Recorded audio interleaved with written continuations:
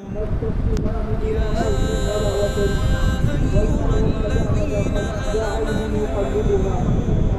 إذا نودي للصلاة من يوم الجمعة فاسعوا إلى ذكر الله وذروا البيع